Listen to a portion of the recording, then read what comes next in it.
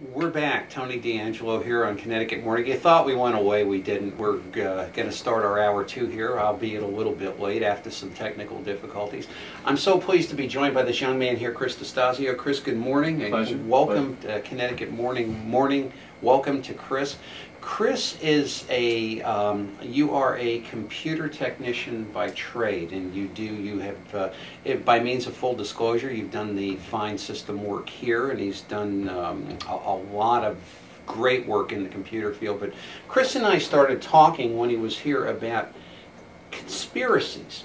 Yep. And, you know, I'm curious, and I was saying to Mark, you know, early on, when I was a very, very young lad, playing in the back of Newfield School in Stamford one day, and I had come in from recess. It was 2:30 on a Friday afternoon, but it wasn't any Friday afternoon. It was November 22nd, 1963, and my teacher, Miss Lahane, who was a beautiful, picture-perfect Irish redhead with piercing blue eyes, came in bawling and screaming about John F. Kennedy being shot. Yeah.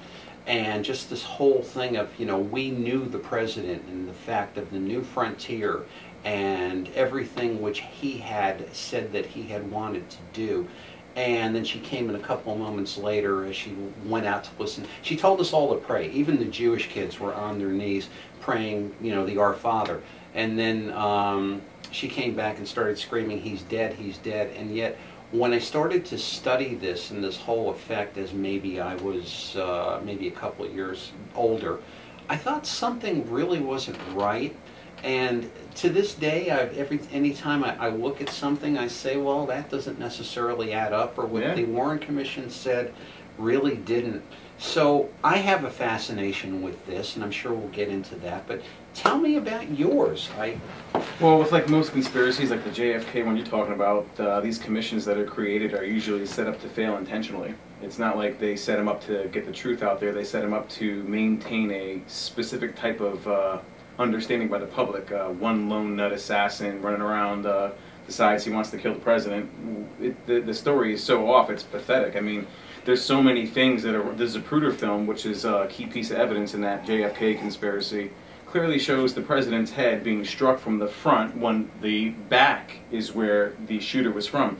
Now, how a bullet can make a turn like that and how the Warren Commission can try to explain that away is anyone's guess. But I mean, even people today do not believe it was just a Lee Harvey Oswald. It's just a well understood concept that people don't walk around saying, "Oh yeah, John F. Kennedy was killed by Lee Harvey Oswald." That's the cover story, but the reality is there's so much more in depth to that, and the general public never having enough interest to want to research this stuff, they usually just say, all right, well, that's just the story I was told, and they accept it. And to me, that's unacceptable. So, you know, when it comes to information crucial to who we are as a grouping of people, because all we are is just individuals, we have to get to the bottom of things and understand where they come from. So today what we're going to discuss is going to be what's called the Northwoods Conspiracy. Now, right, you had mentioned this. We're going to start off with this now. The Northwoods Conspiracy. In my embarrassment and in my ignorance, my comment to you was, I don't know what this is. Can you tell me what it is? Sure. The Northwoods Conspiracy, it's nothing, it's actually, what a conspiracy theory is. A conspiracy theory is the fact that a group of people have decided to get together to do something unlawful. In fact, I brought the definitions so we can have this and get a clear understanding of what we're talking about here. Here we are. All right, so I printed them up from, you know, Google, went to define. Conspiracy theory is a noun, a belief that some covert but influential organization is responsible for an unexplained event. So let's break the words down. Conspiracy, defined. It's a noun, a secret plan by a group to do something unlawful or harmful, the action of plotting or conspiring. Theory, also a noun, a supposition or a system of ideas intended to explain something, especially based on general principles independent of things to be. So, in general, what I'm discussing today is not necessarily even a theory. It's actually fact, because we have here today the declassified documents, which were survived this whole little mess, and ABCnews.com ran an article on this in May of 2001 discussing what the military intended to do. What Northwoods really was a plan by the U.S. military to create certain types of what's called pretexts. They were going to create attacks on us, or on, in general, like attacks on itself, like on the military, to blame Cuba, to create a war for Cuba. In fact, I'll read part of the article here, just so your listeners can get a little bit of an understanding. ABCnews.com, May 2001, anyone can go look up the actual document, don't take my word for it. It says, U.S. military drafted plans to terrorize U.S. cities to provoke war with Cuba. Now mind you, this is coming from a mainstream source. In the early 1960s, America's top military leaders reportedly drafted plans to kill innocent people and commit acts of terrorism in U.S. cities to create public support for a war against Cuba. And there's the reason they wanted to do this. They wanted to create the effect that Cuba attacked so that they would have the reason to go attack them. Now, we go a little bit further. The code name was Operation Northwoods. The plans reportedly include the possible assassination of Cuban, immigrants, sinking boats of Cuban refugees on the high seas, hijacking planes, blowing up a U.S. ship, and even orchestrating violent U.S. cities. Terrorism and violent cities. If I could just interrupt for a second, and I'll gladly let you continue. What knowledge did then President Kennedy have of this? All right, the guy responsible for signing off on Northwood's operation here was Joint Chiefs of Staff Lyman Limitzer, and this setup here was actually given to the President John F. Kennedy at the time, because this is dated March 13th, 1962. Right. And Kennedy was actually apparently approached with the plans to do this, and he declined. Limitzer, once his position was up, lost this position and never saw it again. Okay, he was demoted. He never saw the Joint Chiefs of Staff. Okay, so he was demoted from the Joint Chiefs of Staff. Yeah, gotcha. I mean, the stuff in here that they talk about is just, you'd think it was science fiction. You would say, Chris, the government wouldn't do that. And I guess then you have to break down what government really is. Government is an abstract term that we use to define something in our heads. Really all we are is just individuals at our base core. You're an individual, I'm an individual. Everyone out there walking around is an individual. And what people do is they form organizations or groups, and this is how we organize things. So these people are nothing more than individuals who were part of an organization we call government, who have created a conspiracy, by no means a theory, but fact, to create attacks on us.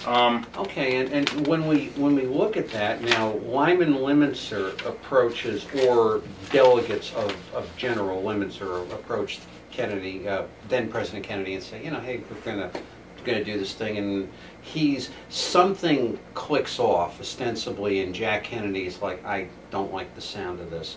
And I guess my two questions to you would be, how far did this get? Did this bring us to the brink of the Cuban Missile Crisis, and did this somehow get us to a point of the demise of John F. Kennedy a year and a half later?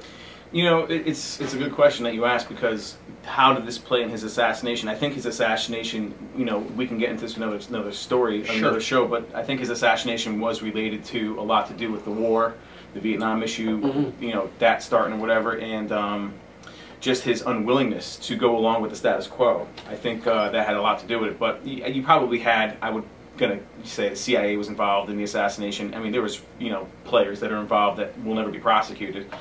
Even to this day, they resealed the JFK papers on the assassination. I mean, how many years ago? Whatever it was. So yeah, we're supposed to see them, and we're not, and we're going to. And there's some things that Jackie Kennedy wrote down that maybe we'll see if we live till we're 150. Yeah, I know, and the whole thing's nonsense, because if the president's killed, we should know for the reasons why. The problem is there's vested interests that don't want us to know the reasons why, and that's why you're not going to know why. And it's as simple as that. There's just no other rhyme or reason besides you are not intended to know, and that's just what the government's going to continue to say. That it was just one guy, and they're going to stick to that story until the grave. Well, please continue with... All right, so what Northwoods was is, this is part of the declassified document I'm reading from now. Basically, it says, as requested by Chief of Operations, Cuba Project, the Joint Chiefs of Staff are to indicate brief but precise description of pretexts which they consider would provide justification for U.S. military intervention in Cuba. Now, the question is what kind of pretexts were we talking about here? What were they intending to do? And we're gonna get into that right now, because to understand what they wanted to do is pretty critical. These are all planning phases, by the way. This made it to the planning phase and was absolutely signed by Lyman Limitzer himself. So I mean, the Joint Chiefs of Staff signed off. Joint Chiefs of Staff signed off on this, and it's not like this was some like rumor. And I guess my question is, where can this document be seen? Anyone can just go search northwoods.pdf and you'll find it everywhere. I mean, it was declassified quite some time ago, and it's easy enough to get a hold of. But basically, it starts off here, and there's a listing of, it says, incidences to establish a credible attack. Not in chronological order, of course, it says. But 1, start rumors many use clandestine radio. 2, land friendly Cubans in uniform over the fence to stage attack on base. 3, capture Cuban friendly saboteurs inside the base. 4, start riots near the base main gate. Friendly Cubans again. So this is all a setup, is what this is. 5, blow up ammunition inside the base, start fires. 6, burn aircraft on base, in parentheses, sabotage. Isn't that nice? Who's going to be involved with that? 7, lob mortar shells from outside of the base into base, some damage to installations. I mean, we're getting, this is the light stuff. It's a lot deeper than that. And it would almost seem humorous on its face. It's anything but that. But what was the objective of Lyman Lemitzer and his minions, if you will, in order, was it the defense industry? Was it to take over Cuba? Was it, that is absolutely an excellent question. The reason that's an excellent question is because Eisenhower, in his farewell address, actually warned us of the military-industrial complex. I remember seeing the speech. Your man, John F. Kennedy, gave a speech on secret societies. You probably never even, I don't know if you heard it or not, but he gave a speech on secret societies. It was about 5 minutes long, asking for the press's help to expose, basically the internal workings. I don't remember, I've listened to it many times. I don't memorize the speech or anything, but anyone can search, just go to like YouTube and type in JFK Secret Society speech and you'll be able to find it.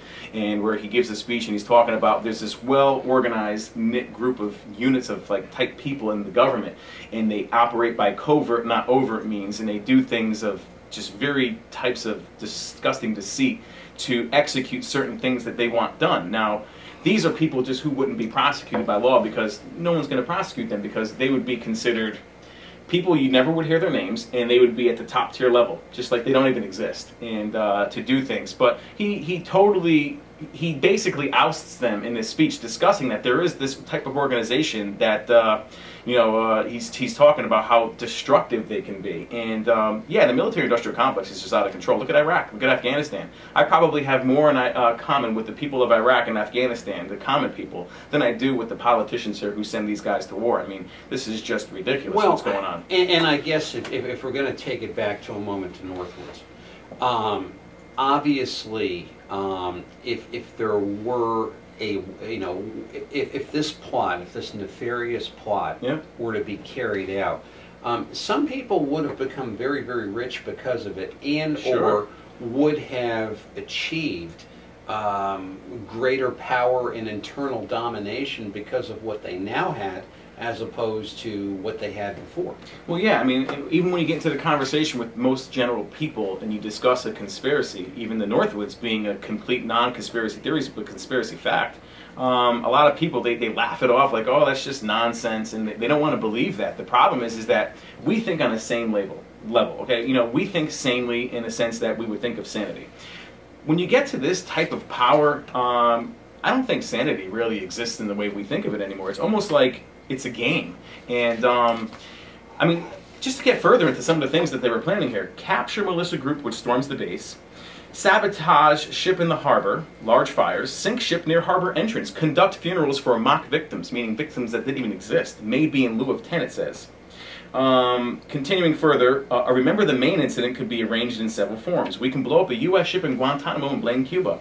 We can blow up a drone, unmanned vessel anywhere in the Cuban waters. We could arrange to cause such incident. And what I'm going to do is, and I'm reading, we could blow up a drone, just to think that this is not something that Chris is making up, not that I've known him to do that. We can blow up a drone unmanned anywhere in the Cuban waters. We can arrange to cause such incident in the vicinity of Havana or Santiago. It's certainly here, and I'll let you continue, but yes, it is there, folks. We get, this is, part of this last part here is actually one of the key points that I like to point out. It says, casualty lists in U.S. newspapers would cause a helpful wave of national indignation. So the goal was to create as much damage as possible. And then create these casualty lists. And then what they had is, they said, where is it actually? the U.S. could follow up with an air-sea rescue mission operation covered by U.S. fighters to evacuate remaining members of the non-existent crew. I mean, this is like, you know, Hollywood stuff. We could develop a communist Cuban terror campaign in the Miami area, in other Florida cities, and even in Washington. The terror campaign could be pointed at Cuban refugees seeking haven in the United States. We can sink a boatload of Cubans en route to Florida, real or simulated, it says. We could foster attempts on lives of Cuban refugees in the United States, even to the extent of wounding or instances to be widely publicized. Okay, so, in historical terms, Lyman Limitzer walks this over to Kennedy. Oh, yeah.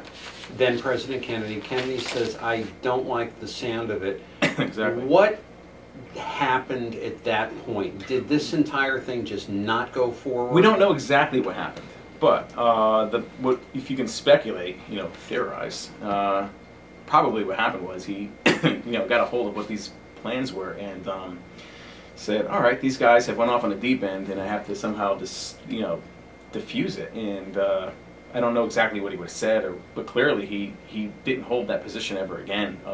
Didn't happen the next day or anything, but Lyman Limitzer wasn't the Joint Chiefs of Staff much longer after that, for good reason, because just to think that that kind of military... Well, you know, and it does lead you to the whole thing of, and I know you'd like to do this on a subsequent show with respect, and we'll not get into that right now, but it does kind of have you thinking about the fact that John F. Kennedy, in the speeches before the United Nations and everything he had ever said, he really didn't like war. He really believed that there was a way that things could be resolved peacefully. Oh, and yeah. the fact that when you don't have war, you don't have armaments, and you don't have assemblies, and you don't have contracts and things like that, and it kind of makes you wonder, if you were Lyman Limitzer and you were walking into the Oval Office to discuss this, it's like, I'm not really for it. It's like, well, and this is a guy who's a shoo-in to be president until right through 1968. It's like, well, how do we get rid of him now? I mean, that's the connective tissue going on in my brain. Yes, there was definitely a plan. That what probably happened in the background was the approval was given that it was okay to kill this president. Okay, and with that being the case, the rogue people who would have been involved with this would have went to work creating the conspiracy, creating the cover-up. Even so, there's actually some evidence that the wound that, you know, his head was hit with, as you see him like this in the Zapruder film. Yes. First, like something that hit his throat, and then all of a sudden you see in the Zapruder his whole part of his head is blown up, like the chunk of his head comes off. There's actually evidence that where that bullet hole is, to make this whole story fit, that somehow or some way someone got a hold of the body between the time of it being packaged up, put on the plane, and then shipped off to Washington. That was the whole push and shove when the plane was unloading his body, and there was this whole scrum, if you will, as to getting his body into the ambulance. And I mean, I've seen it 1,000 times. I think I might have even watched it that night as a child, where Jackie is standing there in her, you know, pink dress, which is bloodstained, which I always kind of thought was, okay, odd by its nature, and they're all kind of wrestling for his body as to where they're going to take it. I think there was an incident where there would have been access to the body covertly, and I hate to even say this, but when they were swearing in Lyndon B. Johnson, yeah, everyone's up the front of the plane and they're swearing him in right then and there would have been access at that point. But there was definitely, according to the doctors, the autopsy doctors who did work on him in Texas, and then they said that this part of the flesh was still there when the body was packaged up. When the body got to Washington, D.C., there was like a V cut of flesh missing from where the bullet wound was, and the doctors there sort of like you know, who cut into him. The other doctors didn't claim to have done that, and they said no, you know, that was all there, and these other guys said it was missing. So there's definitely something going on. It wasn't Lee Harvey Oswald that did that, because he was already in custody. So the whole conspiracy was already created beforehand. The pretext for it. Now the thing about, and again, you know, that's something that we really want. It really does need an exploration, you know, your next time here. But I've often wondered, just because he's such a curious, if not seamy character in history, if Dick Nixon had anything to do It's with possible. this. I mean, Yep. I've heard rumors of the fact that he was doing some work at the time as a lawyer for Coca-Cola. Yep. And that if part of the reason why Coca-Cola wanted Kennedy out of the way is they felt that if you had a large military presence in Southeast Asia, you know, you would have had a lot of Coca-Cola consumed. And of course, anybody that was ever remotely involved with Vietnam, the first thing they'll say is, you know, everywhere you went, there was Coca-Cola. Well, there's actually really good evidence that, and people ain't gonna like to hear this, but the first George Bush was connected with the JFK assassination because he was part of the CIA at the time, even though he denies. The reality is that there's actually really good evidence that that was the case, and so I would suggest people look more towards that view because I think the Nixon view, although now we're just Nixon being Nixon, yeah, Nixon being Nixon, but I think the H.W. Bush one actually holds more, and you know, forgive me for saying it holds more water. But to make a long story short, yeah, I mean, back to the Northwoods thing. I mean, this was just pretty much a joke. I just want people to understand that when it comes to thinking sanely, yes, we think like this, and people would say, but the government wouldn't do that. And again, there's that word government as if there's some kind of magic to it. It's not. It's just government's just individuals, and that's all it is. This right here is a plan written down by people who are individuals, and it is put on paper, and we can read it. So clearly we have evidence, which no longer makes it a theory, but a fact. And you know, it's the kind of thing I think that if you look at the country, probably going back to 9/11, again, another story for another show, and how all of that came about. We, be you Democrat or be you Republican, when Bill Clinton during his second term really ran kind of a low regulation, high revenue, sort of let it happen kind of economy, which sort of brought everything to maybe a lot of it was inflated. And then the second President Bush took over from that point, and it was sort of, you know, 2001 I remember as kind of being an iffy year. There were some changes in the tax code that took 12 years to fix. And then we had the event of 9/11, focusing on that for a moment. At that point, it was sort of like, we need more regulation, we need more government, we need more, you know, security, we need this, we need that, we need to, and it was, I think, for better or for worse, a willing acceptance of the role of more regulation and more government and more security cameras and more this and more that.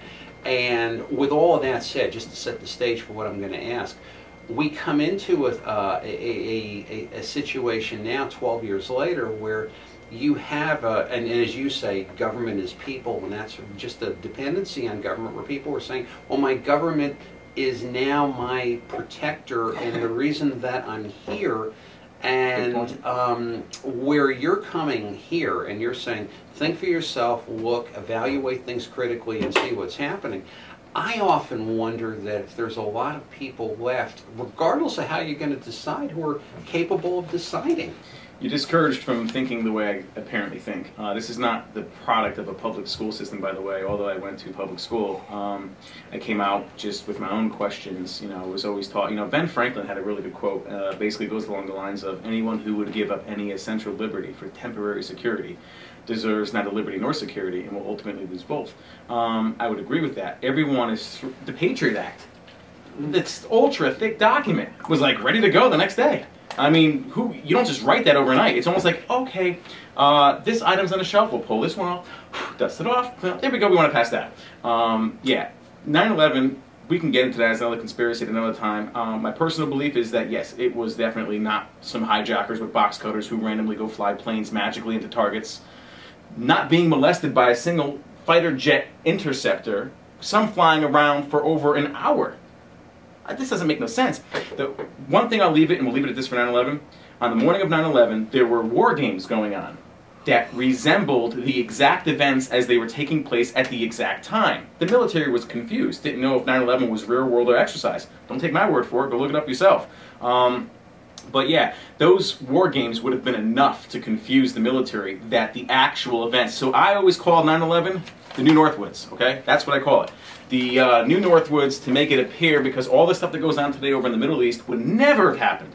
People giving up their liberty like the way they are, just like throwing it to the government. Here, take my liberty, I don't want it. Would never have happened unless 9/11 occurred. So, well, you know, and believe me, there's a lot to discuss here, and I'm sure you've got some people piqued, and you've probably got some people that's my goal, angry, pique your interest. And you've probably got some people curious, and all I can tell you is tune in again, folks. We'll let you know when Chris is going to be back on. And are you, put it this way, are you reachable? Do you have a blog? Do you have a... I do not. I do not have a blog. I don't have anything that people can reach me on. But I guess if they're interested in writing what they think about the show, I'd be more than happy to contact my buddy Tony here. Just let him know what you think of me. We'll find him for you. Yeah, let him know what you think of me. But I think there's a lot to be talked about. There's so much to cover, and a half hour is never enough to cover it. And we can get into things that would blow your mind. I mean, just stuff that... And it's not even like it's all theory. There's so much evidence to back up the stuff that we can discuss here.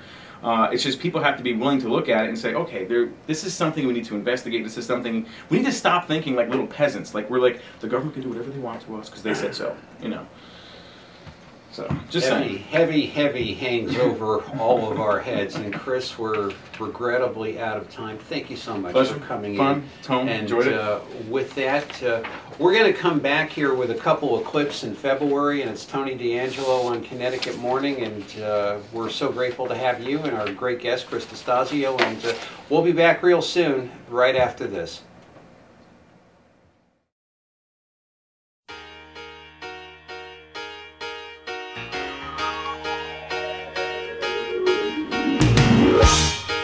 You're as cold as ice. You're willing to sacrifice our love.